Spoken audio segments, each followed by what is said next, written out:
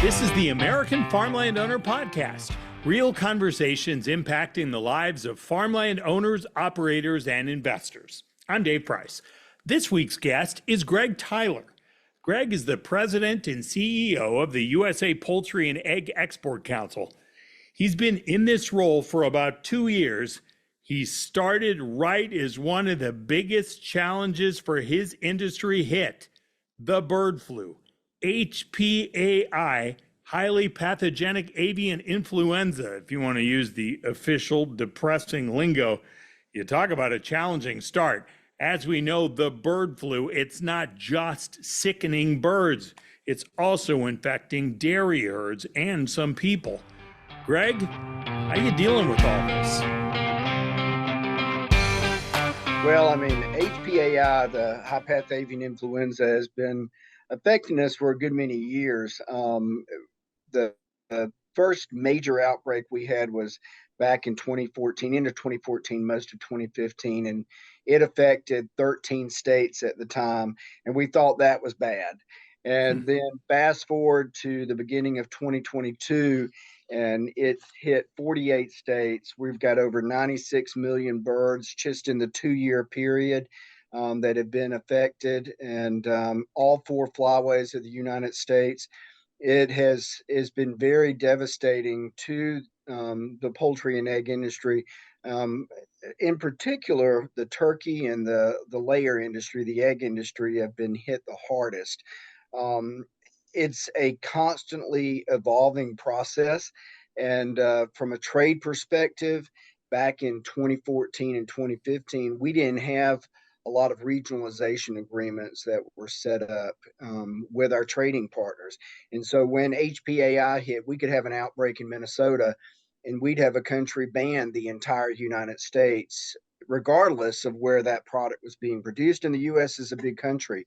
And so I give credit to USDA for their work over the years, and fast forward to today. And now we've got about 80 regionalization agreements set up with our major trading partners. So if we do have an outbreak in Minnesota, it does not affect the United States for a lot of those trading partners. Even in some cases, we've got it worked out so good that it's down to the county level or to the radius around the farm. And so that's even better. And it has allowed trade to continue to go. So the impact on trade from 2015 to today has been a lot less, just because we've had those regionalization agreements that keep our product flowing into our major export markets. You remember a long, long time ago, we'd see those old movies where you got a farmer out there with a small operation. It's a wolf, it's a coyote coming in there and trying to go after the chickens or something, right? Right. Like, can you express the magnitude of what it's like today when this is detected on your premises? What happens? Well, first of all, they have to notify their state vet, and USDA gets brought into it. They have to depopulate the entire flock. It's not like you can take one bird out that's sick. You have to depopulate. And that's devastating, right? Like, that's unreal. It is, and fortunately, USDA does help with that indemnification process, and will reimburse the farmers. And that's the great thing about the program that USDA has in place, that farmers don't hide that kind of thing. I've got a sick bird. I'm not going to tell anybody about it. They're going to report it, and they know that they're going to get reimbursed.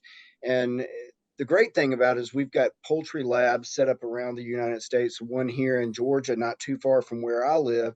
Georgia Poultry Lab not only works with the commercial industry, but if a backyard farmer has a sick bird, they can take that bird in there and get it tested. And so the idea is to make farmers more aware of what HPAI can do. It can wipe out the whole flock, but we want to make sure that if it does, then they're reimbursed for that and are not hiding anything. And so I think that's the beauty of the program that USDA has set up. But it is devastating. And like I said, 96 million birds, 96 million plus over the 2-year period, which is huge if you think about it. and for the layer industry and for the turkey industry in particular, because those birds live longer lives. It takes them a lot longer to get back into business, to recoup, and to try to start moving forward. Whereas the broiler industry, you're looking at birds living 6 to 8 weeks, and so they can clean that out, clean and disinfect, and start back over a lot quicker than the turkey and the egg industry can. So, as this is spread to the dairy industry, for example, are you hearing from those folks? And I appreciate that it impacts, poultry industry different than dairy, but it's still obviously a concern. And we've seen they've had to put some down. But are they coming to you for advice on how to react? They are working very closely with USDA. Matter of fact, I was just on a call this morning with someone from National Milk Producers. National Milk Producers is actually speaking at our conference next week in California because we want to hear how it's affected them. I've got good friends in both the dairy and the beef industry, and they'll give me a hard time about pushing our problems off on them. But with HPAI, as you are aware, it has jumped to mammals. It's not just with the dairy industry. It's jumped to sea life. It's been in llamas. It's been in goats. It's jumping into the livestock sector, and the dairy industry in particular, they are learning from us because of what I was talking about with the surveillance and making sure that they are notifying USDA and their state vets about any kind of possible infection that they may have in their herd. And I think that's a positive thing because it puts the livestock industry into a position of being more aware of the situation. Um, it does affect them differently because, like with us, we have to depopulate. The dairy industry does not. Um, they they can look a lot quicker at getting back to normal with their herds than the turkey industry, the egg industry. But we are learning with this process, and I know our trading partners around the globe are watching it very closely of how we react to it. But not just that, I think that the livestock and poultry industries around the globe are looking at this, and it's making them more aware. I know the Europeans have been very keen to watch how this plays out in the US because, of course, they have big dairy industry themselves, and they obviously do not want it to happen with them. So, surveillance, biosecurity have been talked about. The issue that you run into is that the it's spread through wild birds, and you can't control the migratory habits of birds. And we find usually in the spring or in the wintertime, we may see where the we see increased infections. Just recently, we've had a lot, in the Midwest states, which is kind of disturbing because normally we see a slowdown during this time.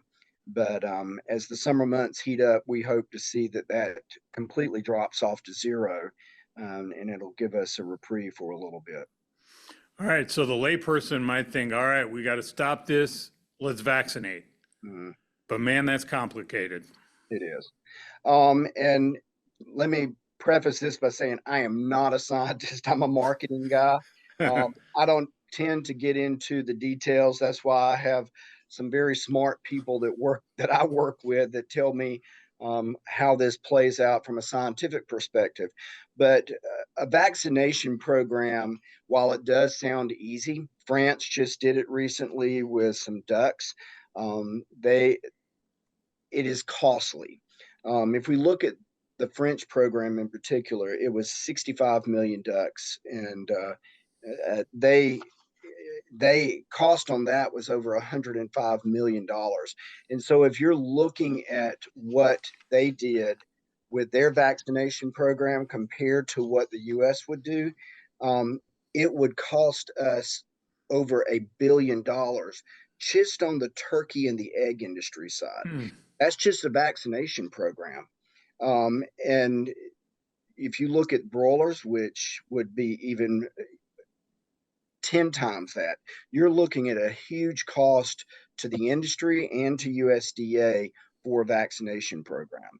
But despite that, if you start a vaccination program, you are going to basically cut off trade from the United States, from our poultry and egg industry to global markets. Back in 2023, which was the peak year that we had, let me back up. We had $6.2 billion in exports. So if you take that off the table, if you take that we're going to shut down our export markets, you're looking at a major $6.2 billion loss just in exports.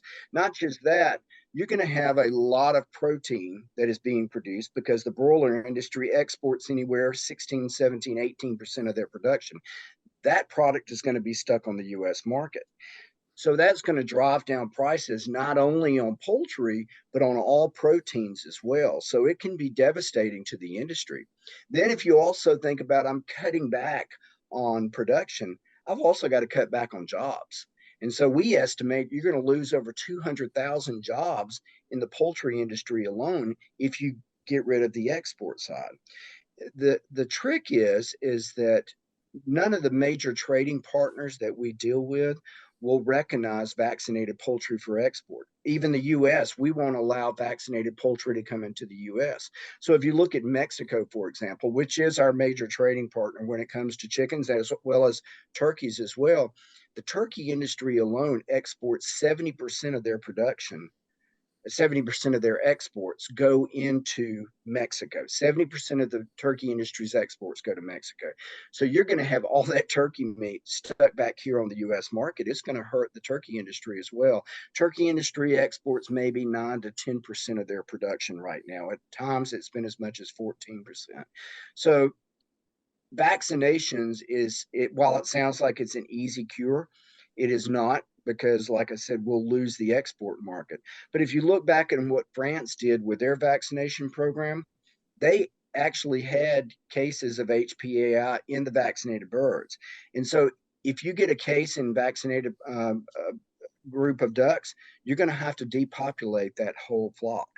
So it's not like it's automatically a 100%. and I always compare this to, because the pandemic just happened recently, and a lot of us got the vaccination for COVID. People still got COVID even if they were vaccinated. Same thing happens with HPAI. It's not a foolproof cure to try to keep HPAI out of a bird flock. You're going to get it. It would slow that process down, which is a good thing, but I don't think we can automatically say let's vaccinate right now, because we don't have all the answers yet, and we certainly don't have the okay from our trading partners, and that of course is going to shut off exports. And that's of course what my organization works closely with, is the export of poultry and eggs from the United States, and we certainly don't want to lose our export markets. What's the logistics of this, though? I mean, it's hard enough trying to get our kids in there, get an appointment to get them vaccinated. Or we all, those of us who got vaccinated during COVID, you set up an appointment, you do all that kind of stuff. You're talking about birds here. Right. So come here, fella, stick your wing up here. Let me get you. I mean, what's the logistics of this? And like I said, I'm not a scientist, but you're talking about a lot of vaccine dosage. And of course, USDA has been working on vaccines. The Agricultural Research Service is constantly working on looking at vaccines that could possibly help us out should we reach that point where we need to do that. But you're going to have to produce a lot of vaccine dosage in order to meet the needs of the industry. And so it's a ongoing process.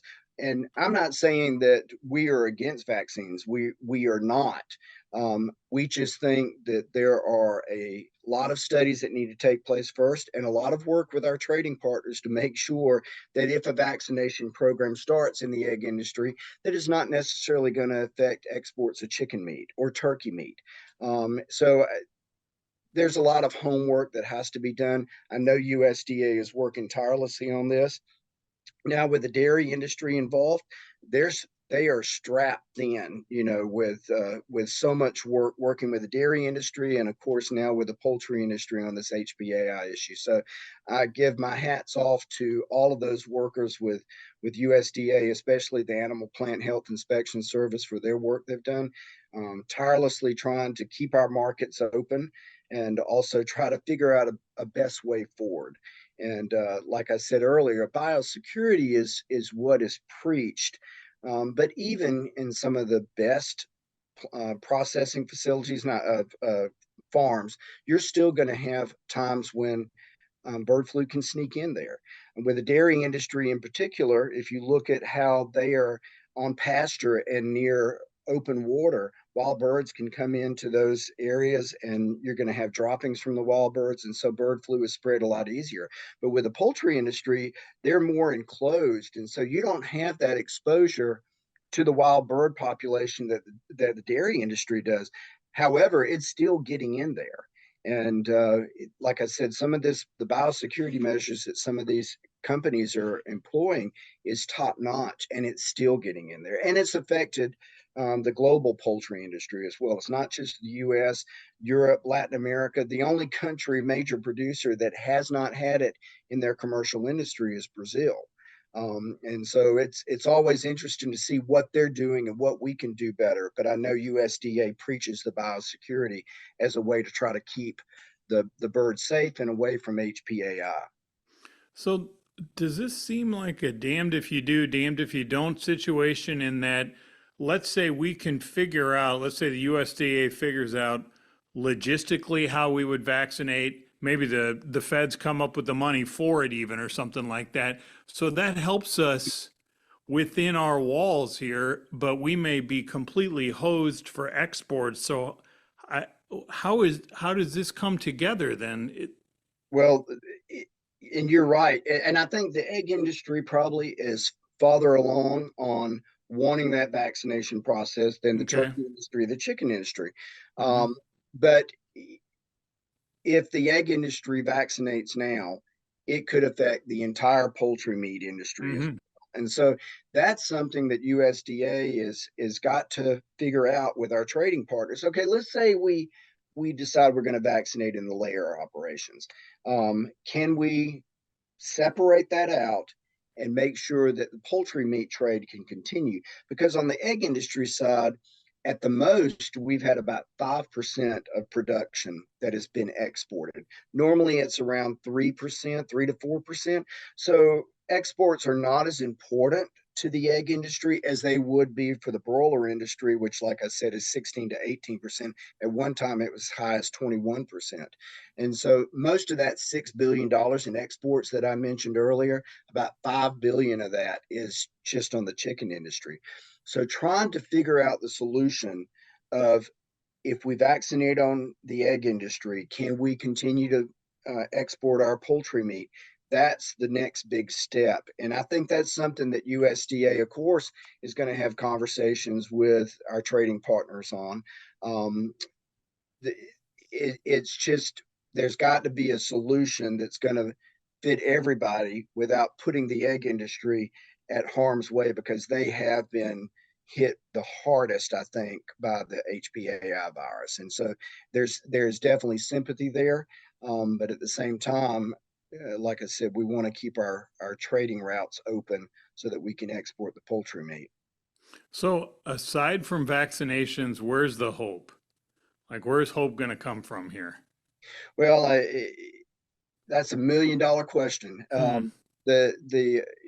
The fact that it is spread into dairy cows is also concerning. I Hmm. do know that now you're finding, as in Europe, has started with trying to procure human vaccines for their workers to make sure that that does not. We've had 3 cases, I think, with dairy workers recently.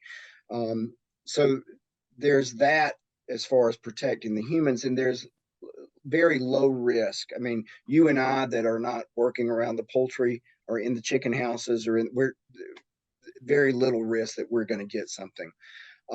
But as far as a vaccination program, that's the hope that the egg industry, I think, right now is banking on, just because they're frustrated. Because, like I said before, the biosecurity measures they're employing have been very effective, but still it's getting in there. And so the next step, like I said, is to try to figure out how we can have both the trade and vaccination if it should come to that. But we're still a year or two away, I think, from even employing a vaccination program, should it come to that.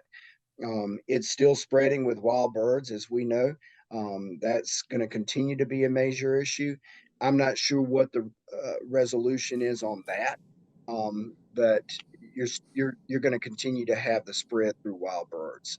It's The going to be birds are going to still migrate. We That's right. can't stop them. You can't stop them, and you can't catch them and vaccinate them either. So it's going to continue to be an issue there. But you look, if one day it's come to the point where we don't have a choice but to vaccinate, I think that's the conclusion that the industry would come to. But again, if we can maintain those trade routes, we're going to be happy. And the other thing is too, if you look at Brazil ever getting HPAI, that's a game changer. I mean, they're the second largest. We're the largest producer of poultry in the world. Brazil is second largest, but Brazil exports about a third of their production compared to us with, like I said, 18%. If Brazil was to get it, and let's say they don't have those regionalization agreements in place like we do, it's going to really send shockwaves through the export market. And it also could change the mentality globally about vaccinations, because every country in the world is having issues. And you do have some countries that have started vaccination programs, and people are watching them to see how they react. And everybody was watching France when they started that, and they had problems. They were shut off from export markets because they started that vaccination program. And so that was a telltale, especially for an exporter like the United States, of what our trading partners would do. So I think it's still a learning process, and we definitely don't have all the answers right now for sure. What is this? What is this whole experience like for you? You've gone through. You just took over as president a couple years ago, right? I did two years ago this coming July Whew, 1st. heck of a time, heck of a So, timing you have. so the first part of the year was fine, and then HPAI Yeah. ramped up. And but our organization, of course, we have 15 staff in Atlanta. Part of that staff works on technical issues dealing specifically with trade. Dr. John Clifford is on our staff as a consultant. He was the former CVO for USDA, which has been a huge help for us as far as being an advisor. But we have staff in 16 markets around the globe, and that staff is what helps keep the trade going. We have companies, we have about 215 member companies. A lot of them get products stuck in markets at times. And so that's what our staff does, is steps in and tries to make sure that product is going to be able to enter the market. And then, of course, we do marketing and also research on different markets, trying to expand exports as well. But my point is, the 2 years has been challenging for sure, but I would not be able to do it, and our organization would not be able to do it without the tremendous support that we get from our membership, and also the partnership that we have both with USDA, APHIS, and Food Safety Inspection Service, as well as the Foreign Ag Service, because it takes a joint effort to try to overcome some of these barriers that have been created because of HPAI. And I think our industry knows, even though it's a challenge, we wouldn't be where we were today without the USA Poultry and Egg Export Council and the work that we do overseas. But what is it like for you? People come to you for answers. Mhm. There aren't always answers. Right, right. So how do you deal with that? I've got one member that constantly reminds me that the squeaky wheel gets the oil, and so they're coming to me for answers, and I don't always, like you said, I don't always have the answers. And Hmm. of times it's me having to go to someone at USDA or US Trade Representative's office to try to get more answers. Why are we continuously being blocked out of a particular market? China in particular has been a big thorn in our side, because so many of our markets, so many of our states are banned from export to that market. And that's a huge chicken paw market. It's $1 billion market. And actually, our exports dropped off in the past year, and it's primarily because of trade with China and because those chicken paws are not allowed to go into the market as raw frozen product. So they'll come to me and they'll want to know an answer. Why can't we get this open? Well, there's a bigger picture there with China. Is it's very political. Um, Mm-hmm. Chicken just gets wrapped up in the whole process of spy balloons and tariffs on steel and everything else that just piles up. So I don't have all the answers. All I can do is I can ask the same questions to the people in Washington to see if I can get answers. But knowing that we're continuously trying to work out a solution is reassuring to our industry. Colombia was another one. They used HPAI as a reason to block trade. It's a $110 million market. They shut us down last fall. We got it back open in the spring, but it took persistence on our part, as well as the part of the USDA and U.S. Trade Representative's office to get the product flowing back into that market. And it's a very important market to us. So the squeaky wheel, that carries on from me to the next person, to the next person. And as long as we're talking about it and keeping our issues on the forefront, I think that we can hopefully get resolution at some point, but we do have to be patient. My grandmother always told me a watch pot never boils. And sometimes you can sit day by day by day and see if you're going to see some kind of change in a market like China, and it's just not going to happen. But then one day you may get a surprise, like when President Biden went and met with Xi in California in November, and we had 7 states that were released off of the ban list. So we're always hopeful, but all we can do is continuously convey the need to get these markets back open. Are you by your nature an optimistic guy? And are we going to, specifically on bird flu here, are we going to have to accept that this is going to kick our butt for a couple years? Or are you optimistic that something will emerge so that it's not like that? I'm an optimist. I'm a glass half full type of guy.